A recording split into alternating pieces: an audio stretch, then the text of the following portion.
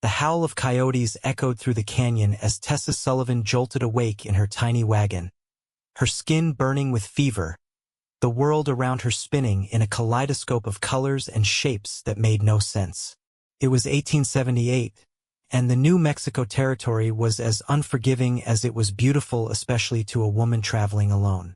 Tessa had left St. Louis 3 weeks prior, determined to reach Placitas, where she'd purchased a small plot of land sight unseen. The advertisement in the newspaper had promised fertile soil and ample water, perfect for the herb garden and small apothecary she dreamed of establishing. At 24, with both her parents buried and no siblings to speak of, she had nothing left in Missouri but memories that cut like glass. The journey had been arduous, but manageable until 2 days ago, when her hired driver, an elderly man named Mr. Winters, had clutched his chest and slumped over dead. Tessa had managed to guide the wagon to this sheltered canyon, unhitch the horses, and secure them with enough lead rope to graze. But then the fever had come swift and merciless. Now, she struggled to sit up, her throat so parched it felt like sandpaper. The water barrel was just outside the wagon, but it might as well have been in Santa Fe for all her ability to reach it.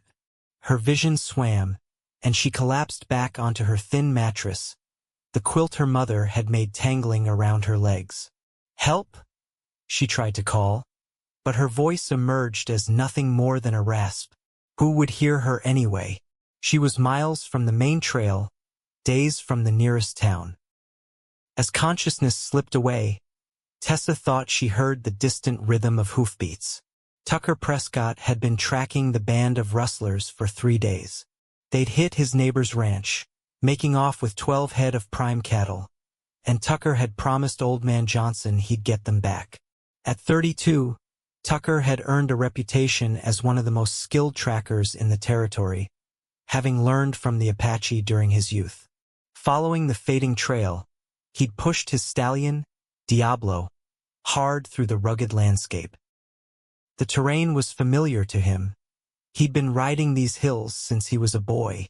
His family's ranch, the Rocking P, lay 20 miles northeast of Placitas, sprawling across 5,000 acres of prime New Mexico grassland. The trail had gone cold near this canyon, and Tucker was about to turn back when he spotted something unusual: wagon tracks veering off the main trail, relatively fresh, maybe 2 days old. Curious, he followed them, his hand resting on the Colt revolver at his hip. Rustlers sometimes used wagons to transport stolen goods, and he wasn't about to be caught unprepared. What he found instead was a lone wagon tucked beneath the shelter of a massive cottonwood.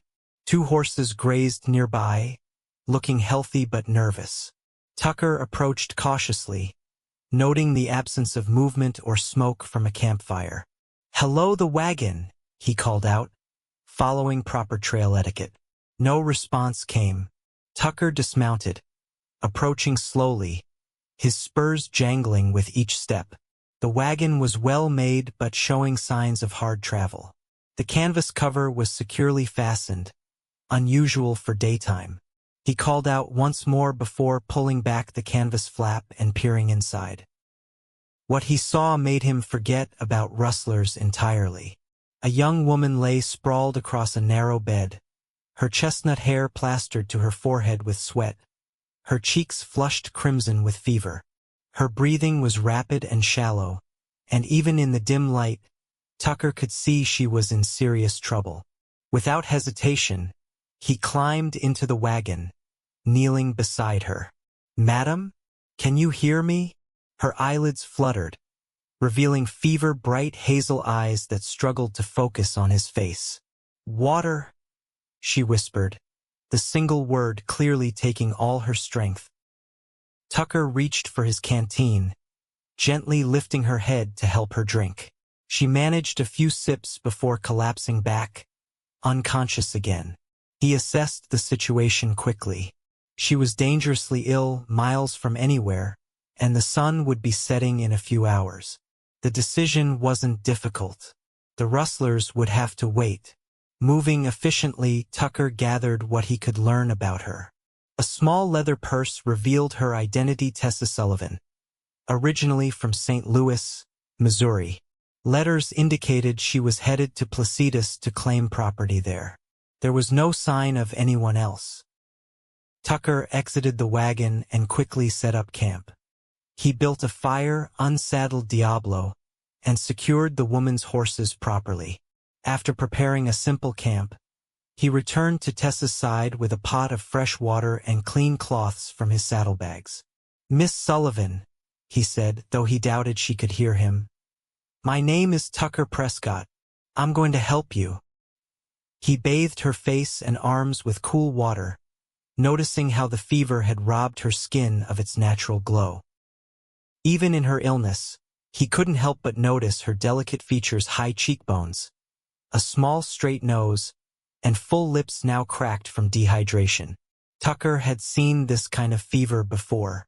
It could be deadly if not treated properly, and out here, proper treatment was limited to what he knew from experience. He searched her supplies and found a small wooden box filled with various herbs and tinctures, each carefully labeled in a neat feminine hand. She appeared to have some knowledge of medicine, perhaps that would help them both. As darkness fell, Tucker settled in for what he suspected would be a long night. He managed to get some water and broth into her, but she remained delirious, occasionally calling out names he didn't recognize or mumbling about promises to keep. "Easy now," he soothed, placing another cool cloth on her forehead. "You're not alone anymore." The first night was the worst. Tessa's fever spiked dangerously high, and Tucker feared she wouldn't survive until morning. He worked tirelessly, bathing her with cool water, forcing sips of liquid between her cracked lips, and speaking to her in low, reassuring tones, though he doubted she could hear him.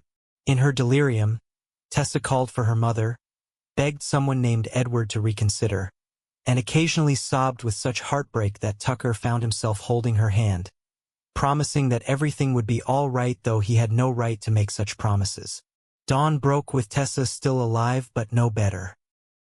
Tucker ventured outside to check on the horses and was surprised to find Diablo standing alertly, ears pricked toward the eastern trail. Years of survival in this harsh land had taught Tucker to trust his horse's instincts. He quickly retrieved his rifle from its scabbard and took cover behind a large boulder. Minutes later, a small party of Apache appeared, 3 braves riding in single file. Tucker recognized the lead rider, Nahilze, son of Chief Nate, with whom the Prescott family had maintained an uneasy peace for decades. Tucker stood slowly, keeping his rifle visible but pointed downward in a non-threatening position. "Nahilze," he called out, using the greeting he'd learned as a boy. The Apache riders stopped, studying him with impassive faces before the leader responded with a slight nod. "Tucker of the Prescott Ranch. You are far from your father's land." "I am tracking cattle thieves," Tucker explained, then gestured toward the wagon. "I found this woman alone, very sick with fever." Nahilze dismounted gracefully, his dark eyes scanning the campsite before settling back on Tucker. "The thieves you seek passed through our hunting grounds 2 days ago. They head toward the mountains." Tucker nodded. This was valuable information, but his priorities had shifted. "The woman needs medicine. I fear she may die." To his surprise, Nahilze approached the wagon and peered inside at Tessa's flushed face. The Apache warrior studied her for a long moment before turning back to Tucker. "My grandmother knows of this sickness, the white man's fever that burns from inside." He spoke briefly to one of his companions, who turned his horse and rode away. "He will bring what you need before the sun reaches its highest point. Until then, keep her wet with cool water. Do not let her become dry." "Thank you," Tucker said, genuine gratitude in his voice. "Your help won't be forgotten." Nahilze mounted his horse again. "My father remembers when your father gave us cattle during the winter of great hunger. We do not forget either." With that, he and the remaining brave rode away, leaving Tucker with renewed hope. True to Nihilze's word, the young brave returned mid-morning with a small deerskin pouch. He handed it to Tucker without dismounting. "My grandmother says to make a tea with this. The woman must drink it 4 times each day. Keep her cool. If she lives through 3 more nights, she will survive."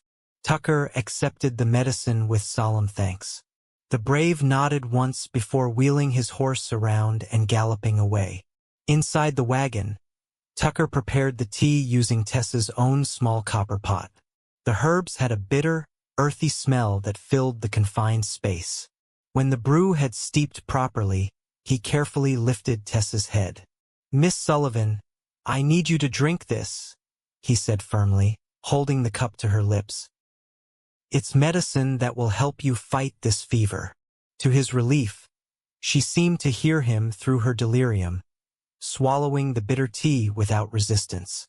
When she'd finished, he eased her back onto the pillows and resumed bathing her feverish skin with cool water. As the day progressed, Tucker established a routine brewing the medicine every few hours, keeping Tessa cool and hydrated, tending to the horses and maintaining a small fire. He sent up a silent prayer of thanks that he'd packed ample supplies, as it was becoming clear he wouldn't be leaving anytime soon. By nightfall of the second day, Tucker was exhausted. He'd barely slept the night before, and Tessa's condition remained largely unchanged, though perhaps the fever had decreased slightly. He arranged his bedroll on the ground beside the wagon, positioning himself so he could hear if she called out. Despite his intention to remain alert, exhaustion claimed him quickly. He awoke with a start sometime in the deepest part of night, momentarily disoriented until he remembered where he was and why. A sound had awakened him, Tessa's voice, clearer than it had been since he'd found her. He scrambled to his feet and climbed into the wagon. Tessa was sitting up, her eyes wide but unfocused in the dim light of the small oil lamp he'd left burning. "Edward, you came back," she said, reaching toward him with trembling hands. Tucker gently caught her hands in his. "No, Miss Sullivan. I'm Tucker Prescott. I found you ill in your wagon 2 days ago." Her brow furrowed in confusion, and for a moment, he thought she might understand. But then her eyes rolled back, and she slumped against him. Her skin still burned with fever, but not quite as severely as before. Tucker carefully laid her down, adjusted her blankets, and resumed his vigil. Dawn of the 3rd day brought subtle improvements. Tessa's breathing seemed easier, and her skin, while still hot, didn't have the dangerous burning quality of the previous days. Tucker prepared more of the Apache medicine, grateful for the seemingly inexhaustible supply in the small pouch. As he tended to her, he found himself studying her face with growing interest. Even ravaged by fever, she was beautiful in a way that went beyond mere physical attributes. There was character in the determined set of her jaw, intelligence in the shape of her brow, and something indefinably appealing about the tiny freckles scattered across her nose. Tucker caught himself and looked away, embarrassed by his thoughts. This woman was fighting for her life, and here he was admiring her as if she were a painting in a fancy Eastern gallery. Besides, what did he know about her?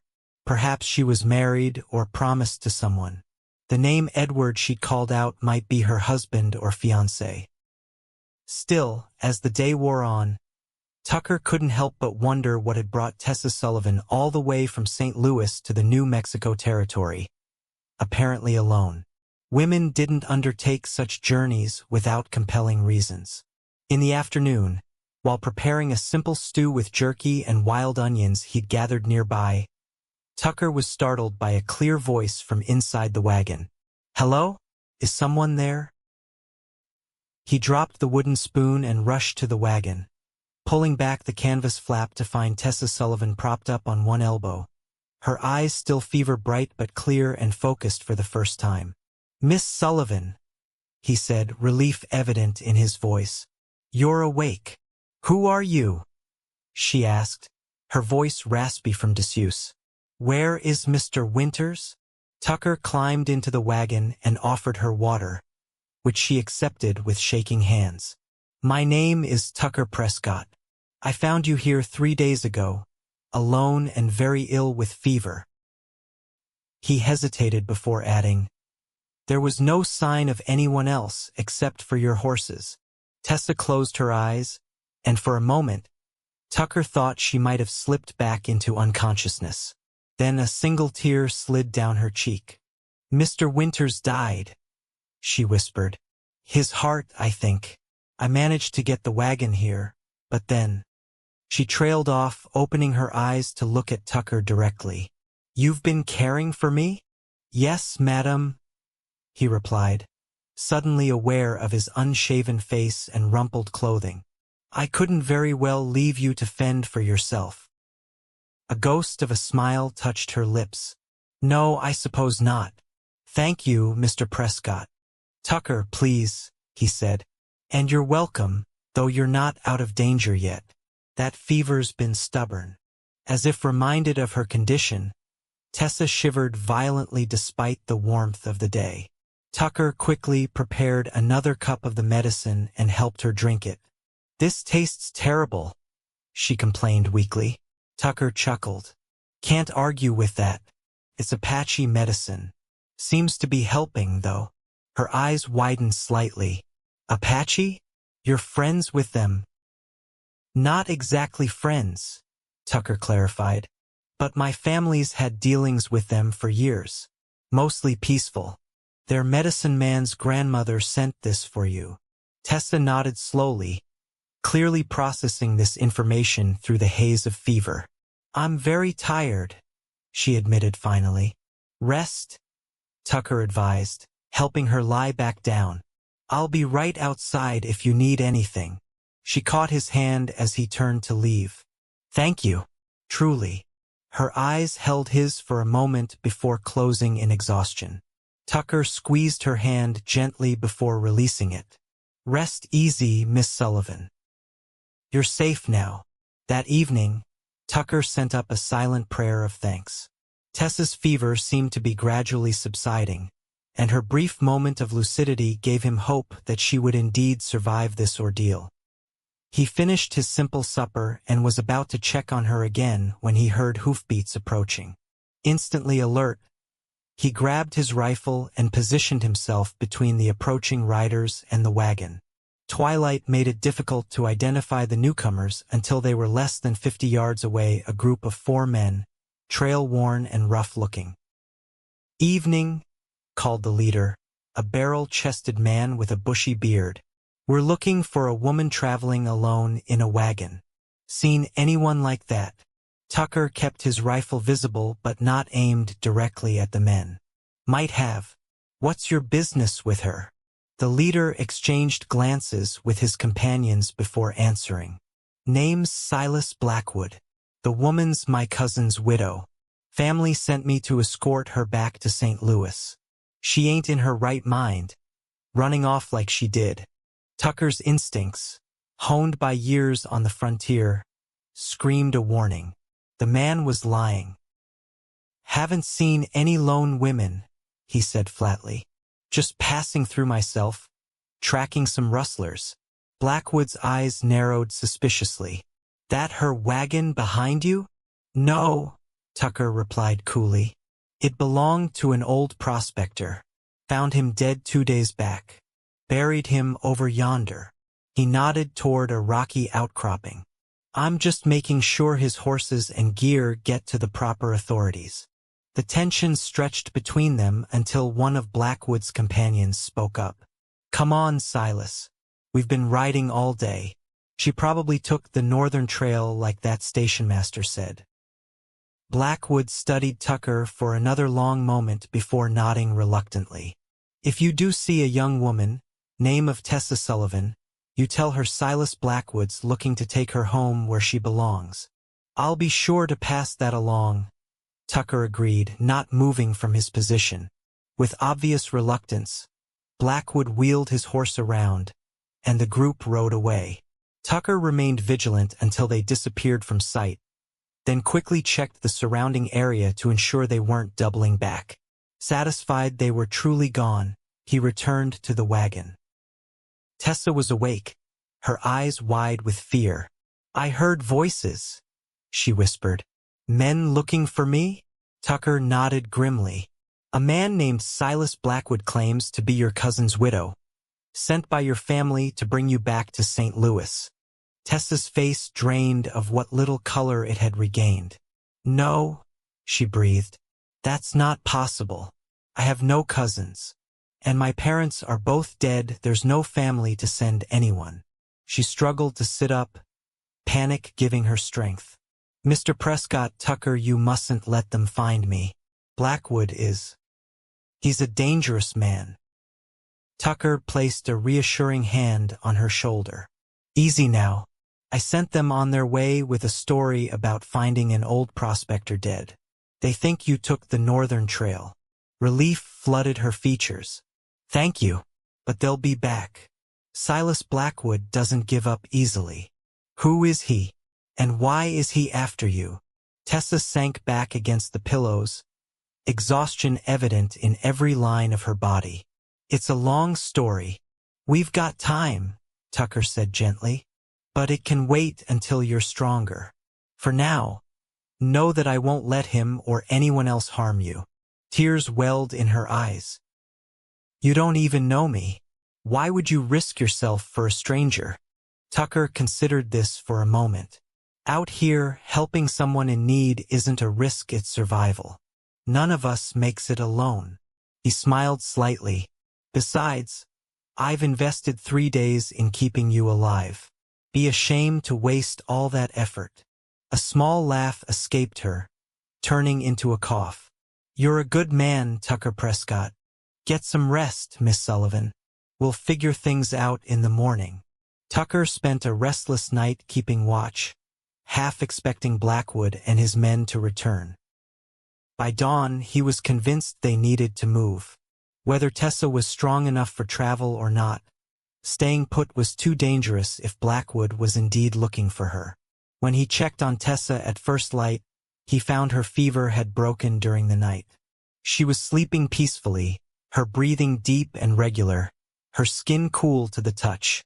Relief washed over him, quickly followed by concern about their next steps. He busied himself preparing a hearty breakfast of bacon, cornmeal mush, and strong coffee. The aroma must have reached Tessa, for when he approached the wagon with a plate for her, she was sitting up, attempting to arrange her tangled hair. "Good morning," he greeted her. "Hungry, starving," she admitted with a smile that transformed her face, bringing a sparkle to her hazel eyes that fever had dulled. "I feel as though I haven't eaten in days." "You haven't, not properly," Tucker confirmed, handing her the plate. "Just broth and water. It's good to see your appetite returning." Tessa ate with surprising vigor for someone who had been so ill. Tucker sat outside the wagon on an upturned bucket, giving her privacy while remaining close enough to talk. "Your fever's broken," he observed. "That's a good sign, but you're still weak. We need to talk about what happens next." Tessa set aside her empty plate. "Yes, I suppose we do." She took a deep breath. "First, I owe you an explanation about Silas Blackwood." Tucker listened attentively as she recounted her story. Tessa had been working as a teacher in St. Louis after her parents' death from influenza 2 years earlier. Her skill with herbal remedies, learned from her mother, had attracted attention, particularly from Silas Blackwood, a wealthy businessman who owned several properties in the city, including the boarding house where Tessa lived. "He offered me a position as his personal nurse when his wife fell ill," Tessa explained. "At first, it seemed a blessing, better pay, a private room in his mansion. But I quickly realized he had other intentions. His wife wasn't nearly as ill as he claimed, and his attention toward me became inappropriate." Tucker's jaw tightened, but he remained silent, allowing her to continue. "When I refused his advances, he became threatening. He has considerable influence in St. Louis, connections with city officials, the police. He made it clear that if I didn't comply with his wishes, he would destroy my reputation, have me arrested for theft, or worse. Her voice faltered. His wife suspected something. She confronted him and he struck her. Right in front of me. That's when you decided to leave, Tucker guessed. Tessa nodded. I'd been saving what I could from my teaching position. I saw an advertisement for land in Placitas affordable, with good water and fertile soil, perfect for starting my own apothecary. I withdrew my savings, purchased the land by mail, and slipped away in the night. And now Blackwood has tracked you all the way to New Mexico territory, Tucker mused. He must want you badly, or hate to lose, Tessa said quietly. To him, I'm property that escaped. She looked up at Tucker, vulnerability evident in her eyes. I understand if you don't want to be involved in this. You've already done more than anyone could expect. Tucker's response was immediate and firm. I'm already involved, Miss Sullivan. And I don't abandon people who need help. He stood, his decision made. We need to move. If Blackwood was suspicious, he might come back. Can you travel? Tessa hesitated, then nodded resolutely. Yes, I'm weak, but with your help, I can manage. Where will we go? My ranch, Tucker replied. The Rocking Pea. It's about 20 miles northeast of Placitas. You'll be safe there while you regain your strength. Then we can figure out how to deal with Blackwood and get you settled on your land. Gratitude washed over Tessa's face. I don't know how I'll ever repay your kindness. Tucker smiled. Let's start by getting you well enough to try. We'll leave within the hour. It took longer than an hour to prepare for departure. Tessa insisted on washing and changing into clean clothes, which Tucker respectfully allowed her to do in privacy. Meanwhile, he secured her belongings, hitched the horses to the wagon, and erased as many signs of their camp as possible. Tessa emerged from the wagon looking transformed despite her lingering weakness. She had changed into a simple blue calico dress, brushed her chestnut hair and secured it with pins, and even applied a light dusting of powder to mask her pallor. The effort clearly exhausted her, but there was determination in the set of her shoulders. Ready? Tucker asked, offering his arm to help her down from the wagon. As I'll ever be, she replied with a brave smile. Tucker had arranged the wagon bed with extra blankets to make the journey as comfortable as possible for Tessa. He helped her settle in, ensuring she had water and easy access to her medicines. It'll be rough going in places, he warned, but we should reach the ranch by nightfall if we push hard. Tessa nodded. I trust you, Tucker. Something about the simple statement, delivered with such sincerity, stirred feelings in Tucker that caught him by surprise. Clearing his throat, he closed the wagon cover partially to protect Tessa from the sun while still allowing fresh air to circulate. They set off with Tucker riding Diablo alongside the wagon, occasionally scouting ahead to ensure the path was clear and watching vigilantly for any sign of Blackwood and his men. The journey was indeed rough, with the wagon jostling over uneven terrain that couldn't be avoided.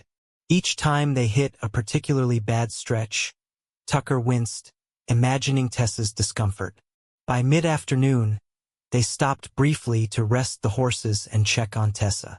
Tucker found her pale but determined, refusing to complain despite obvious fatigue. We can make camp here if you need to rest longer, he offered, but Tessa shook her head. I'd rather push on to your ranch, she insisted. I'll feel safer there. Tucker nodded, respecting her decision. Not much farther now. We'll be crossing onto Prescott land within the hour. The sun was setting when they finally crested a rise overlooking the Rocking Pea. The main house, a substantial two-story structure of adobe and timber, stood proudly against the backdrop of mountains, with several outbuildings, corrals, and a bunkhouse arranged nearby. Smoke rose from the chimney, a welcoming sight after the long journey. "It's beautiful," Tessa whispered, having insisted on sitting up front for the final approach. Tucker felt a surge of pride. "Been in my family for 3 generations. My grandfather built that house with his own hands, with some help from the locals. My parents live in town now, Placidus leaving me to run things." As they approached, a middle-aged man emerged from the bunkhouse, shading his eyes against the setting sun. Recognition dawned on his weathered face, and he hurried toward them. "Boss, wasn't expecting you back so soon. Did you catch those rustlers?" His curious gaze shifted to Tessa. "Change of plans, Miguel," Tucker explained, jumping down from his horse. "This is Miss Tessa Sullivan. She's been very ill, and she'll be staying with us while she recovers." He turned to Tessa. "Miss Sullivan, this is Miguel Ortega, my foreman and right hand." Miguel tipped his hat respectfully. "Madam, welcome to the Rocking P." "Thank you," Tessa replied with a tired smile. Tucker helped Tessa down from the wagon, supporting most of her weight as her legs trembled beneath her. "Miguel, have Maria prepare the guest room and some supper. Miss Sullivan needs rest and good food." Miguel nodded and hurried toward the main house while Tucker half-carried Tessa up the porch steps. The front door opened before they reached it, revealing a plump, middle-aged Mexican woman with a kind face and sharp, assessing eyes. "Señor Tucker, Miguel says you bring a sick lady." Her gaze softened as it fell on Tessa. "Pobrecita. She needs rest and Maria's good cooking." "That she does, Maria," Tucker agreed. "Miss Sullivan, this is Maria Ortega, Miguel's wife and the finest cook in the territory. She runs this house better than I ever could." Maria clicked her tongue dismissively at the compliment but looked pleased nonetheless. "The guest room is ready. Come, I will help her." Between them, Tucker and Maria managed to get Tessa upstairs to a comfortable bedroom furnished with a large 4-poster bed, a washstand, dresser, and rocking chair by the window. Clean linens had already been placed on the bed, and a fire crackled in the small fireplace, taking the chill off the evening air. Tessa sank onto the edge of the bed, overwhelmed by the simple comforts after days in a jolting wagon. "Thank you both. I don't know what would have happened to me if Tucker hadn't found me." Maria patted her hand. "God puts the right people in our path when we need them most, no? Now you rest. I will bring up some supper soon, and fresh water for washing." After Maria left, Tucker lingered awkwardly by the door. "Will you be comfortable here? Is there anything else you need?" Tessa looked around the room, a bit dazed by the sudden transition from fighting for her life in a canyon to this cozy bedroom. "It's perfect. I can't thank you enough for everything." Tucker shifted his weight, suddenly aware of his trail dust and the impropriety of being alone with her in a bedroom. "I'll let you rest. Maria will look after you tonight, and we can talk more tomorrow when you're stronger." As he turned to leave, Tessa called out softly, "Tucker." He paused, looking back. "Yes, I'm glad it was you who found me." A warmth spread through his chest that had nothing to do with the fire in the hearth. "So am I, Miss Sullivan. So am I." The next morning, Tucker rose at dawn as usual, but his routine felt different knowing Tessa was under his roof. After checking on the cattle with Miguel and assigning tasks to the ranch hands, he returned to the house, where Maria informed him that Tessa was still sleeping. "Let her rest," he instructed. "Her body needs time to heal." It was mid-morning when Tessa finally appeared in the doorway of the kitchen, where Tucker was reviewing the ranch ledgers at the large oak table. She had found a robe that must have belonged to his mother, and though it was too large for her slender frame, she had cinched it tightly at the waist. Her hair was loose around her shoulders, and color had returned to her cheeks. "Good morning," she said, her voice stronger than it had been the previous day. Tucker stood quickly, nearly knocking over his coffee cup. "Miss Sullivan, you should be resting." She smiled, a genuine smile that reached her eyes and made something flutter in Tucker's chest. "I've been resting for days, Mr. Prescott.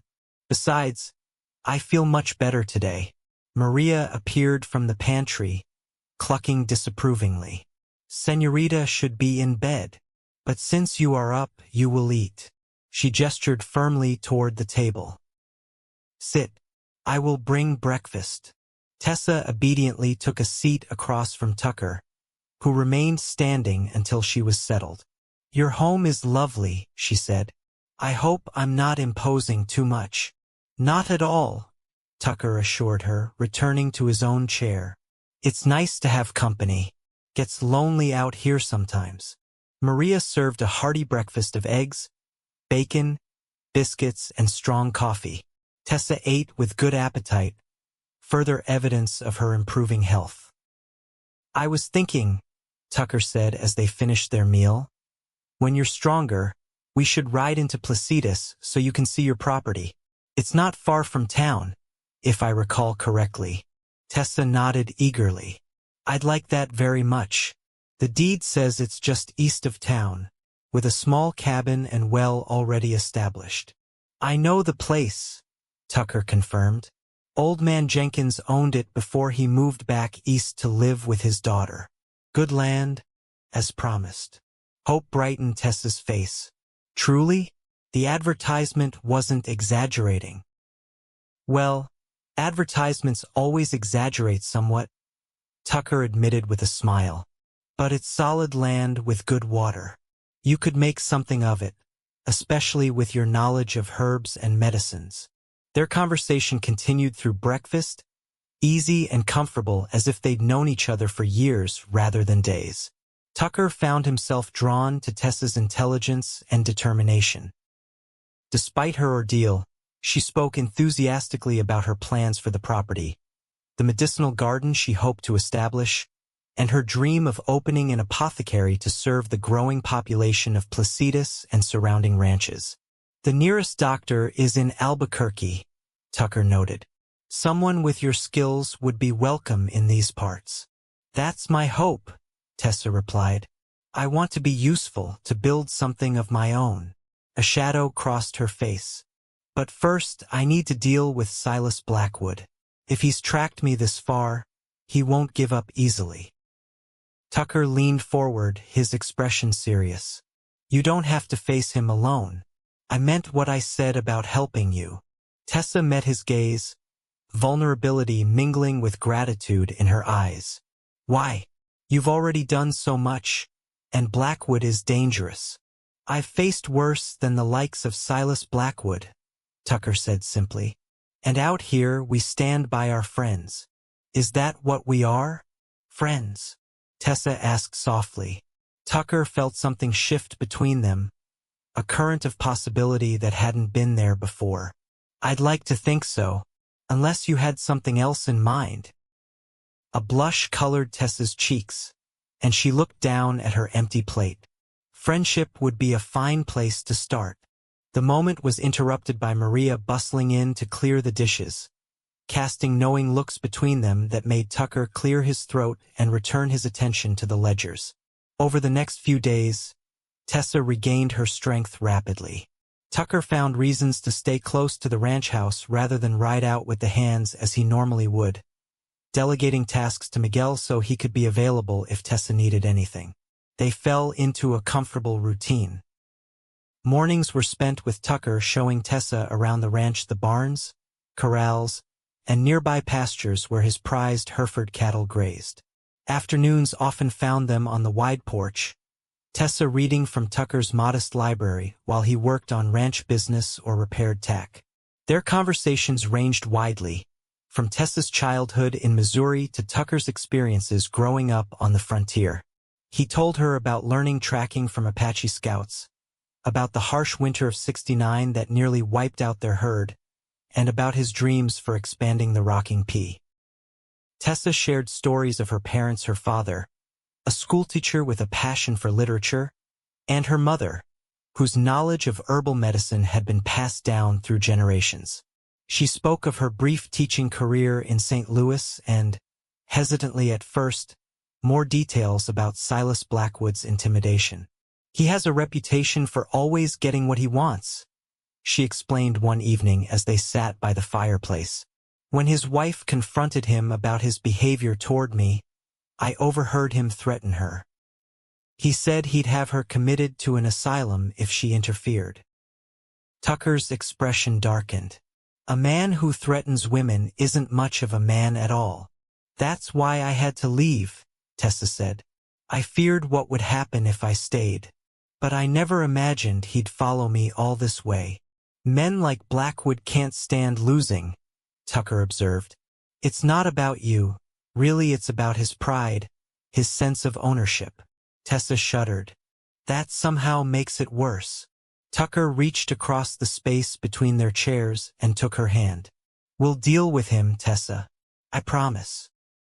It was the first time he'd used her given name, and the intimacy of it hung in the air between them. Tessa's fingers tightened around his, and for a long moment, neither spoke, the crackling of the fire the only sound in the room. Finally, Tessa broke the silence.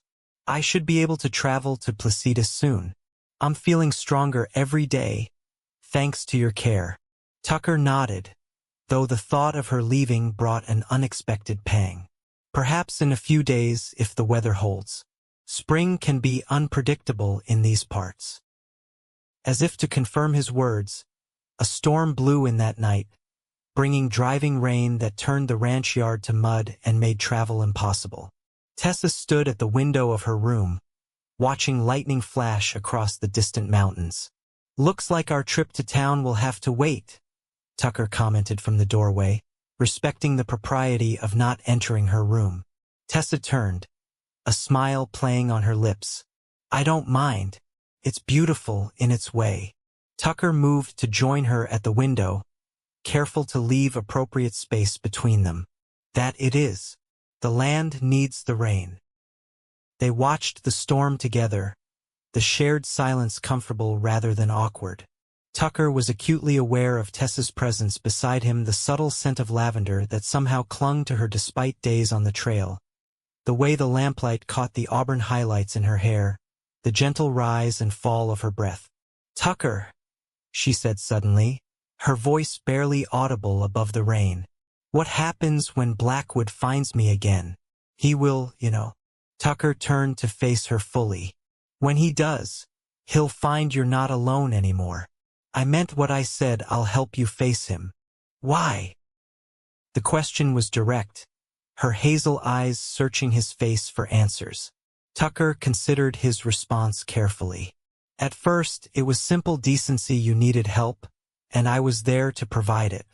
But now—" He paused, gathering his courage. "Now it's because I care what happens to you, Tessa. More than I probably should, given how short a time we've known each other." Tessa's eyes widened slightly, but she didn't look away. "I feel the same confusion. It seems impossible to develop such feelings so quickly. And yet—" "And yet," Tucker agreed, understanding perfectly what she couldn't quite express. "Perhaps some connections don't require much time." The moments stretched between them, charged with possibility. Tucker found himself leaning closer, drawn by something he couldn't name. Tessa tilted her face up, her lips parting slightly. A tremendous crack of thunder directly overhead made them both jump, breaking the spell. Tucker stepped back, running a hand through his hair. "I should let you rest," he said, his voice rougher than he intended. "Good night, Tessa." "Good night, Tucker," she replied softly as he retreated to the hallway, closing her door behind him. Tucker leaned against the wall outside her room, his heart pounding. What was happening to him?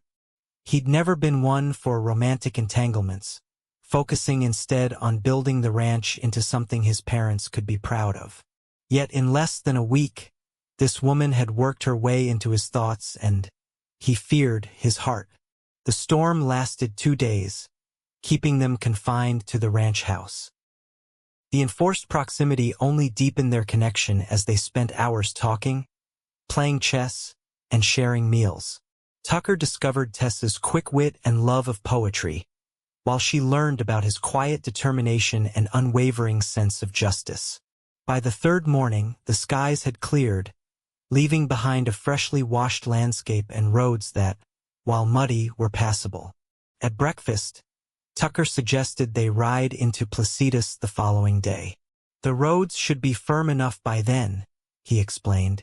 "We can visit your property and stop in town for supplies." Tessa agreed eagerly, excitement brightening her face. "I can hardly wait to see it. I've been dreaming of this place for months." Tucker smiled at her enthusiasm. "I hope it lives up to your expectations. Even if it doesn't, I'll make it work," Tessa said with determination. "After everything that's happened, I'm not giving up on my fresh start." They set out early the next morning, Tucker driving the wagon with Tessa beside him on the seat. He'd insisted on the wagon rather than horseback, concerned about taxing Tessa's recovering strength. Miguel and 2 ranch hands accompanied them, ostensibly to help with supplies but actually serving as additional protection should they encounter Blackwood. The journey to Placidus took most of the morning, with Tucker pointing out landmarks and sharing stories of the area's history. Tessa listened attentively, asking questions that revealed her genuine interest in her new home. As they approached the town, Tucker became more alert, scanning for any sign of Blackwood or his men. Placidus was still small by Eastern standards, a single main street lined with essential businesses. General store, saloon, blacksmith, small hotel, and a combination post office and sheriff's office. "We'll check your property first," Tucker decided, steering the wagon past the town. "It's just another mile or so." Tessa grew visibly nervous as they approached, twisting her hands in her lap. "What if it's not what I imagined? What if I can't make it work?" Tucker covered her hands with one of his. "Then you adjust and try something else. That's the way of things out here. Adaptability is as important as determination." She gave him a grateful smile as they turned onto a narrow track that led toward a small rise. As they crested the hill, Tessa's property came into view, 5 acres of relatively flat land bordered by cottonwoods along a small creek, with a modest 1-room cabin at its center. A well with a hand pump stood nearby, and the remains of what had once been a garden were visible behind the cabin. "Oh," Tessa breathed, taking in the scene. "It's perfect." Tucker studied her face rather than the property, warmed by her genuine delight. "It needs work," he cautioned. "That cabin hasn't been lived in for months."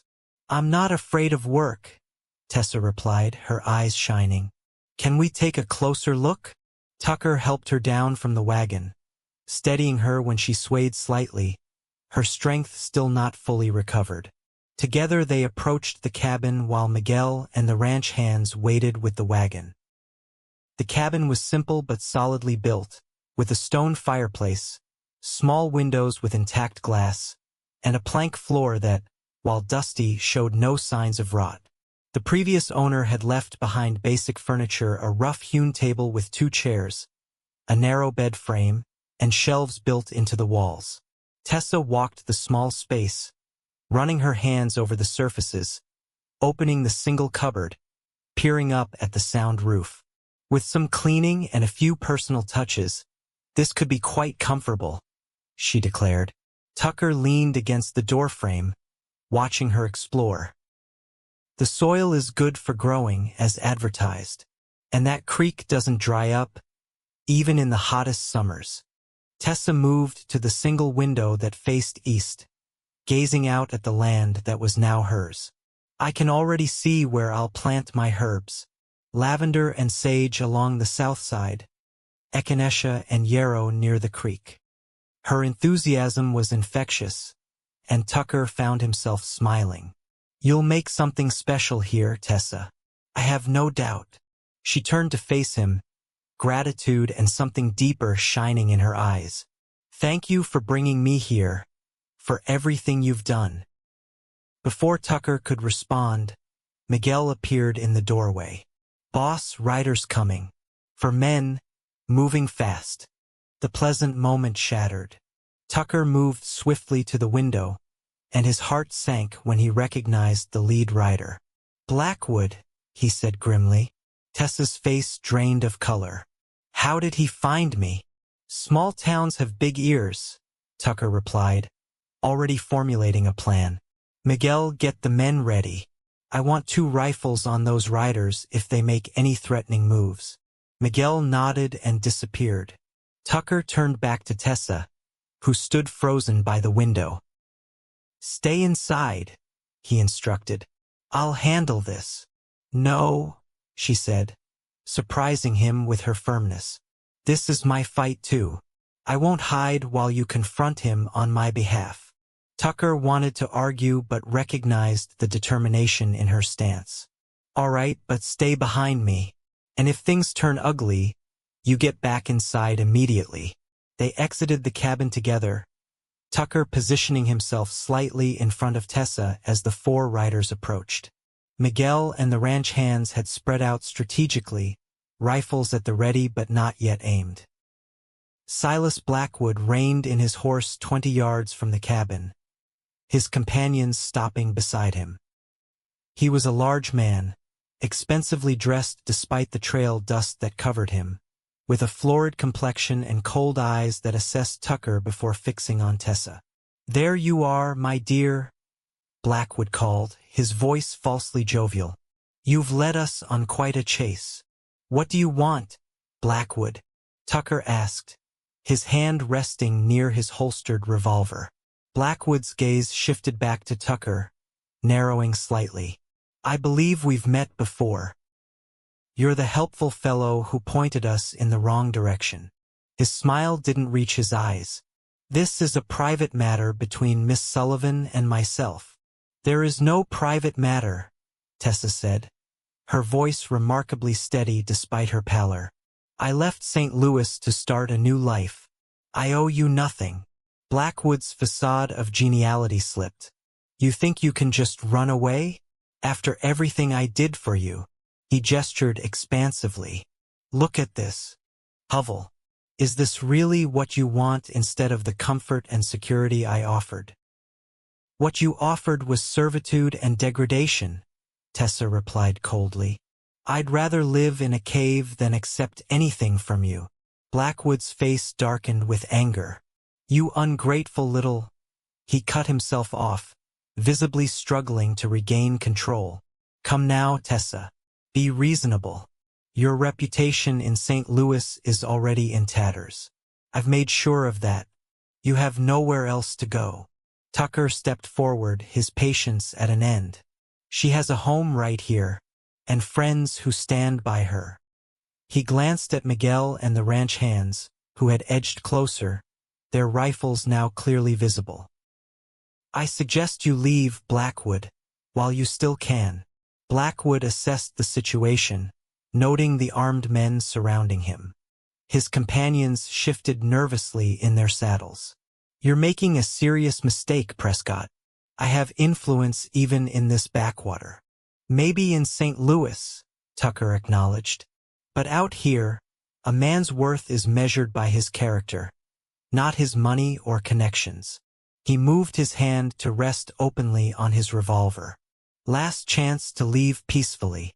For a tense moment, it seemed Blackwood might choose confrontation. His hand twitched toward his own weapon, and Tucker prepared to draw. Then, with a cold smile, Blackwood relaxed. "This isn't over," he said softly. "Not by a long shot." His gaze shifted to Tessa. "When your cowboy hero tires of you, and he will remember that my offer still stands." "Get off my land," Tessa demanded, stepping forward to stand beside Tucker. "And don't come back." Blackwood's jaw tightened, but he reined his horse around. "Come on, boys. Miss Sullivan needs time to reconsider her position." With a final threatening glare, he led his men away, dust rising from their horses' hooves as they galloped back toward town. As soon as they were out of sight, Tessa's composure crumbled. She began to tremble violently, and Tucker quickly wrapped an arm around her shoulders, supporting her weight. "He'll come back," she whispered. "You heard him." "Let him," Tucker said grimly. "Next time we'll be better prepared." He guided her back toward the cabin. "For now, let's get you seated before you fall down." Inside, Tessa sank onto one of the chairs, her face ashen. "I'm sorry to involve you in this, Tucker. This is my problem, not yours." Tucker knelt beside her chair, taking her cold hands in his. "Tessa, look at me." When she raised her eyes to meet his, he continued earnestly. "From the moment I found you in that canyon, your problems became mine. That's how it works out here. We face challenges together." "Why?" she asked, echoing her question from days earlier, but with new urgency. "Why would you risk so much for me?" Tucker took a deep breath, knowing the time for half-truths and careful distance had passed. "Because in just a few days, you've become more important to me than I thought possible. Because I can't stand the thought of anything happening to you. Because—" He hesitated, then plunged ahead. "Because I'm falling in love with you, Tessa Sullivan, and I'll do whatever it takes to keep you safe and help you build the life you want."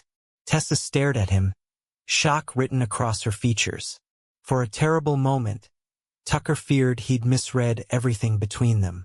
Then tears welled in her eyes, and she flung her arms around his neck. "I thought it was just me," she whispered against his shoulder.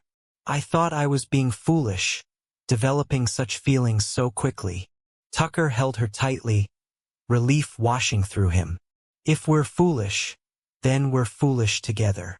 She pulled back slightly to look into his face. "What do we do about Blackwood? He won't give up easily." Tucker brushed a strand of hair from her cheek. "We face him together. I have some ideas, but first—" He hesitated, then leaned forward and pressed his lips gently to hers. The kiss was tender, a question rather than a demand. Tessa answered by sliding her hands into his hair and deepening the kiss, communicating without words all the feelings that had grown between them during her recovery. When they finally separated, both breathless, Tucker rested his forehead against hers. "I've been wanting to do that since your fever broke," he admitted. Tessa smiled, her earlier fear temporarily forgotten. "I've been hoping you would." A discreet cough from the doorway reminded them they weren't alone. Miguel stood there, looking slightly embarrassed. "Boss, we should head back to the ranch before dark. And perhaps stop in town to speak with Sheriff Davis about our visitors." Tucker nodded, reluctantly releasing Tessa. "You're right. We'll come back tomorrow to start cleaning up this place." He helped Tessa to her feet. "That is, if you still want to stay here rather than at the ranch." The question hung in the air between them, laden with meaning. Tessa met his gaze steadily. "I've worked too hard for my independence to abandon it now." Seeing disappointment flash across his face, she quickly added, "But perhaps we could discuss a compromise." Hope replaced disappointment in Tucker's eyes. "A compromise sounds perfect. We have time to figure things out." On the journey back to the ranch, they stopped in Placitas as planned. While Miguel and the hands loaded supplies, Tucker and Tessa visited Sheriff Davis, a grizzled veteran of the frontier who listened gravely to their account of Blackwood's threats. "I can run him out of town on general principles," Davis offered. "But unless he actually breaks the law, my hands are tied beyond the town limits." "Just knowing you're aware of the situation helps," Tucker said. "And if you could spread the word that Miss Sullivan is under the protection of the Rocking P, I'd appreciate it." Davis nodded, understanding the message. In territories where law enforcement was stretched thin, the support of a well-established ranch carried significant weight. "Consider it done, Prescott. And Miss Sullivan, welcome to Placitas. We're glad to have someone with medical knowledge settling here." As they left the sheriff's office, Tessa clutched Tucker's arm. "Look," she whispered, nodding toward the saloon across the street. Blackwood stood on the porch, watching them with undisguised hostility. Beside him was a weasel-faced man in an ill-fitting suit who bent to whisper in Blackwood's ear. Whatever he said made Blackwood smile coldly. Tucker guided Tessa toward the wagon. "Ignore them. That's what he wants to intimidate you." "Who's the man with him?" Tessa asked as Tucker helped her onto the wagon seat. "Jasper Wilkes, the closest thing Placidus has to a lawyer," Tucker replied, climbing up beside her. "Mostly handles property disputes and drafts wills for those who can afford his services." "That can't be good," Tessa murmured, worry creasing her brow. Tucker took her hand, squeezing it reassuringly. "Whatever Blackwood's planning, we'll face it together. I promise." The next week established a new routine. Each morning, Tucker and Tessa, accompanied by Miguel or another ranch hand for protection, would ride to Tessa's property to continue preparing it for habitation. They cleaned the cabin thoroughly, repaired minor damage, and began preparing the garden for planting. In the afternoons, they would often visit Placidus to purchase supplies, introduce Tessa to the townspeople, and gather information about Blackwood's activities. The businessman had taken a room at the hotel and seemed to be making himself at home, spending freely at the saloon and engaging in lengthy discussions with Wilkes. "He's up to something," Tucker observed as they rode home after one such trip. "Blackwood isn't the type to simply wait us out." Tessa nodded, her expression troubled. In St. Louis, he was known for finding people's weaknesses and exploiting them. "He'll be looking for leverage." Tucker mulled this over as they approached the ranch. "Then we need to ensure he doesn't find any." That evening, as they sat on the porch watching the sunset, Tucker broached a subject that had been on his mind. "Tessa, I've been thinking about our situation." She turned to face him, the golden light of sunset highlighting the auburn in her hair. "What about it?" Tucker chose his words carefully. "Blackwood is persistent, and he has resources. He might wait weeks or even months for an opportunity." He took her hand. "I'm concerned about you living alone at the cabin, even with regular visits from me or my men." Tessa stiffened slightly. "I won't be scared away from the independence I've worked for, Tucker." "I'm not suggesting that," he assured her quickly. "But perhaps we could consider." He hesitated, suddenly nervous. "Perhaps we could consider making our arrangement more permanent. Official." Tessa's eyes widened as his meaning became clear. "Tucker, are you?" He slid from his chair to kneel before her, still holding her hand. "I know it's fast, probably too fast by proper standards. But nothing about our meeting or relationship has been conventional." He smiled up at her. "Tessa Sullivan, these past days have shown me what I want for my future, and that's a life with you in it. Would you consider becoming my wife?" Tessa's free hand flew to her mouth, tears welling in her eyes. For a moment that seemed to stretch eternally, she didn't respond, and Tucker's heart pounded anxiously. Then she launched herself into his arms, nearly toppling them both. "Yes," she whispered against his neck. "Yes, I'll marry you, Tucker Prescott." Joy surged through him as he held her close, breathing in the lavender scent of her hair. When they finally separated, both were smiling broadly. "We could still use your land," Tucker suggested, "for your medicinal garden and apothecary. It's not far from the ranch, and you'd have the independence of your own business while we share our lives together." Tessa nodded, eyes shining. "That sounds perfect. The best of both worlds." They sealed their agreement with a kiss that promised a future neither had imagined possible just 2 weeks earlier when Tucker had found a fever-stricken woman alone in a canyon. The following day, they rode into Placidus with new purpose. Their first stop was the church, where they spoke with the minister about a wedding ceremony to be held the following Sunday. Next, They visited the general store to order supplies for both the wedding and Tessa's continued work on her property. As they emerged from the store, they found Blackwood waiting, flanked by Wilkes and two of his men.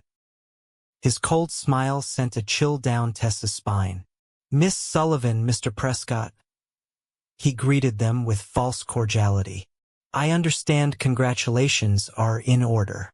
News travels fast in small towns." Tucker's arm tightened protectively around Tessa's waist. "Thank you. If you'll excuse us, we have errands to complete." Of course," Blackwood said, stepping aside with exaggerated politeness. "But before you go, Miss Sullivan might be interested to know that I've been conducting some business on her behalf." Tessa frowned. "I have no business with you, Mr. Blackwood." Wilkes stepped forward, producing a document from his breast pocket. "Actually, there is a small matter of property ownership that requires attention." Tucker's eyes narrowed. "What are you talking about?" "It seems," Blackwood explained, his voice dripping with false concern, "that the deed Miss Sullivan purchased was not entirely valid. The seller, Jenkins, had outstanding debts that gave certain parties claim to the property. I've taken the liberty of settling those claims." "That's impossible," Tessa objected. "I have a legal deed, properly registered." Wilkes cleared his throat. "The registration is valid, but the title was encumbered. Mr. Blackwood now holds a legitimate claim to the property. Of course," he added with an oily smile, "he's prepared to be reasonable about the situation." "Meaning what exactly?" Tucker demanded. Blackwood spread his hands magnanimously. "I'm willing to transfer the title to Miss Sullivan, free and clear, in exchange for her return to St. Louis with me. A simple business arrangement." "Blackmail, you mean?" Tucker growled. "This won't stand, Blackwood." "It already has," Blackwood replied smugly. "The documents have been properly filed with the Territorial Land Office in Santa Fe. Feel free to challenge it, but I warn you, legal proceedings can take months, even years, and they're quite expensive."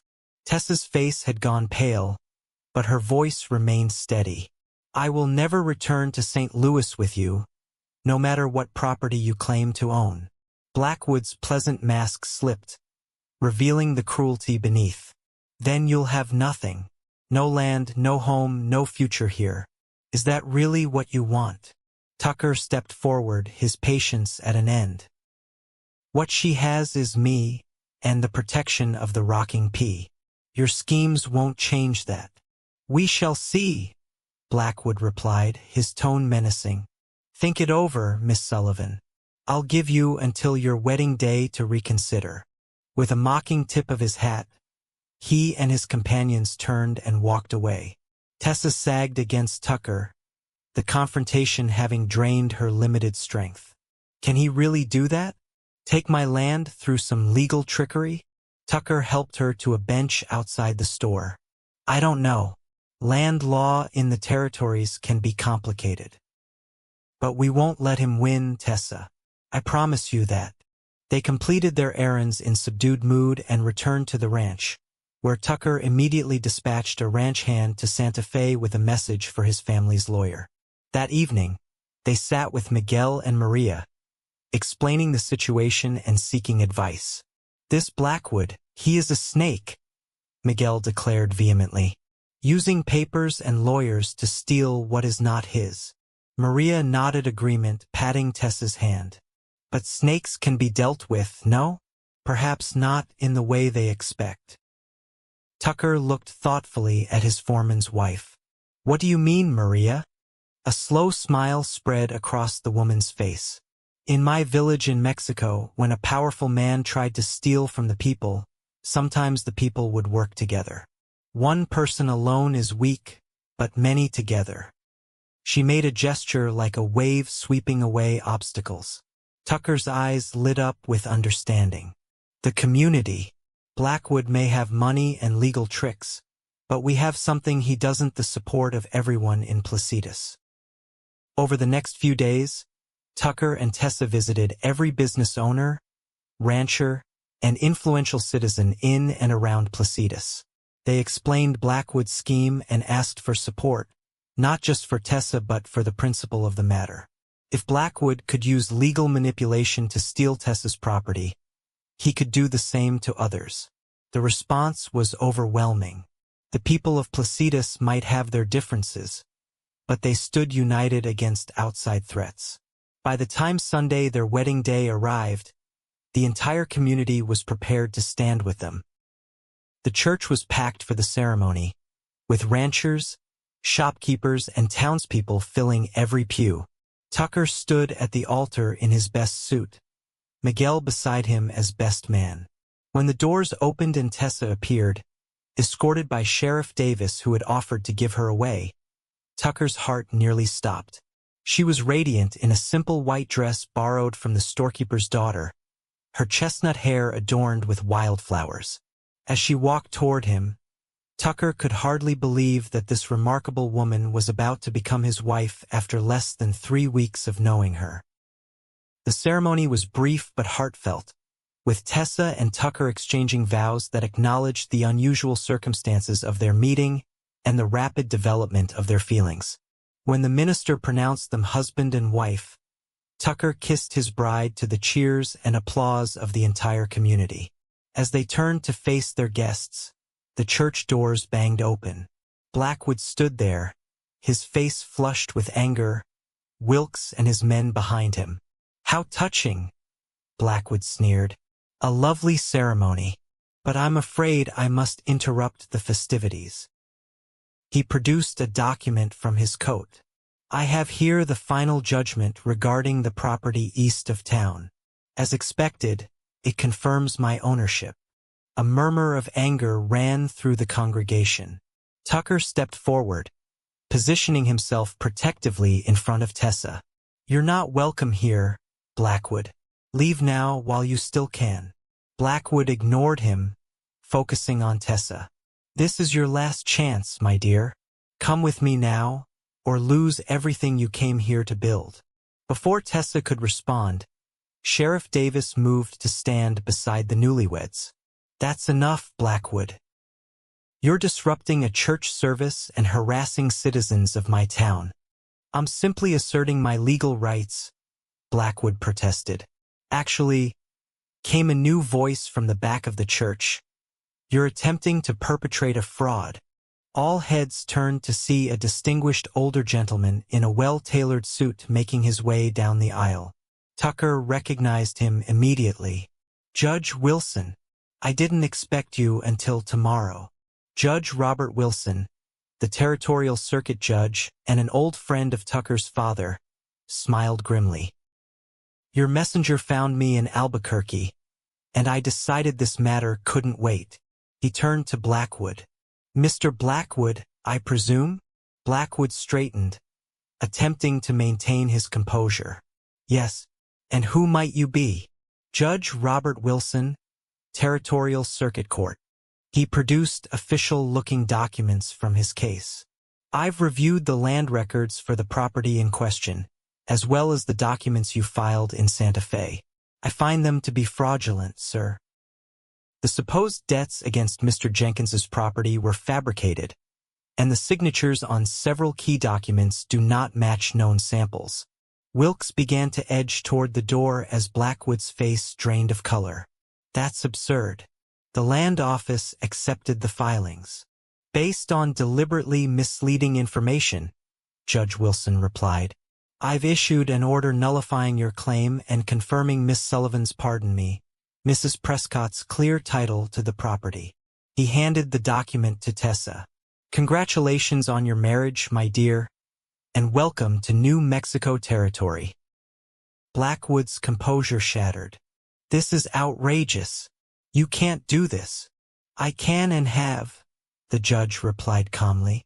"Furthermore, I've issued a warrant for your arrest on charges of attempted fraud. Sheriff Davis, if you would be so kind." Davis stepped forward with evident satisfaction, producing handcuffs. "Silas Blackwood, you're under arrest. You have the right to remain silent." As the sheriff led a protesting Blackwood away, Wilkes and the other men quickly disappeared into the crowd. The congregation erupted in cheers, and Tucker pulled Tessa into his arms. "It's over," he murmured against her hair. "He can't hurt you anymore." Tears of relief streamed down Tessa's face as she clung to her new husband. "I can hardly believe it. The land, the wedding. It's more than I ever dared hope for." The celebration that followed was joyous, with the entire town participating. Food and drink flowed freely, music played, and dance after dance was called. Tucker and Tessa moved through it all in a happy daze, accepting congratulations and well wishes from everyone. As the sun began to set, Tucker led his bride to where their horses waited, decorated with ribbons and flowers by the town's children. "Ready to go home, Mrs. Prescott?" he asked, helping her mount. Tessa smiled down at him, her face glowing with happiness. "More than ready, Mr. Prescott." They rode back to the Rocking P, now their shared home as husband and wife. The setting sun painted the landscape in gold and amber, a fitting end to a day that marked the beginning of their life together. That night, as they lay together in the quiet darkness of Tucker's now their bedroom, Tessa traced the line of her husband's jaw with gentle fingers. "If you hadn't found me in that canyon, I would have died there," she whispered. "It's strange to think that fever brought me the greatest happiness of my life." Tucker caught her hand and pressed a kiss to her palm. "I was meant to find you, Tessa. I believe that with all my heart." She nestled closer to him, her head fitting perfectly in the curve of his shoulder. "I believe it too." 2 years later, Tucker stood in the doorway of Tessa's apothecary, watching with pride as his wife carefully measured herbs into a small packet for Mrs. Johnson, whose arthritis was troubling her again. The shop, attached to the small cabin on Tessa's property, had become an essential part of Placidus, providing medicines and healing to a community that had embraced her as one of their own. Their life had found a rhythm that suited them both. Most nights were spent at the Rocking P, but several days each week they stayed at the cabin, allowing Tessa to tend her extensive herb garden and operate her increasingly busy practice. Tucker had built a second room onto the cabin, creating a comfortable space that complemented their main home at the ranch. Tessa finished with Mrs. Johnson and turned to find Tucker watching her. Her face lit up with the smile that never failed to make his heart race, even after 2 years of marriage. "How long have you been standing there?" she asked, moving to greet him with a kiss. "Long enough to admire my beautiful, talented wife," he replied, wrapping his arms around her. His hand automatically moved to rest on the gentle swell of her abdomen, where their first child grew. "How are you feeling today?" "Wonderful," Tessa assured him. "The morning sickness seems to be easing." She covered his hand with hers. "Your son or daughter has been quite active today." Tucker's eyes softened at the thought of their child, due to arrive in just 4 months. "I can't wait to meet this little one," Tessa laughed. "You'll have to be patient a bit longer." She glanced around the shop. "I'm finished here for the day. Shall we head back to the ranch?" Tucker nodded, helping her close up the shop and secure the garden gate. As they rode home together, he reflected on the remarkable journey that had brought them to this point. From finding a fever-stricken woman alone in a canyon to building a life and family together, every step had led them exactly where they were meant to be. That evening, seated on the porch of the Rocking P, they watched the sunset together, Tessa's head resting on Tucker's shoulder, his arm around her waist, their child growing between them. In the distance, coyotes began their nightly chorus, the same sound that had accompanied their first meeting. "Do you ever think about how differently our lives might have turned out?" Tessa asked softly. "If you hadn't decided to track those rustlers that day, if you hadn't found me." Tucker pressed a kiss to her temple. "I prefer to think that some things are meant to be, fever or no fever. We would have found each other somehow." Tessa smiled, contentment washing over her as she gazed out at the land that had become her home, beside the man who had become her everything. I believe you're right. Some connections are simply destiny. As darkness fell over the New Mexico landscape, they sat together in comfortable silence, two people who had found in each other not just love, but partnership, strength, and a shared vision for the future. From 7 days of delirium had grown a lifetime of clarity, purpose, and joy, a love story as vast and enduring as the western sky above them.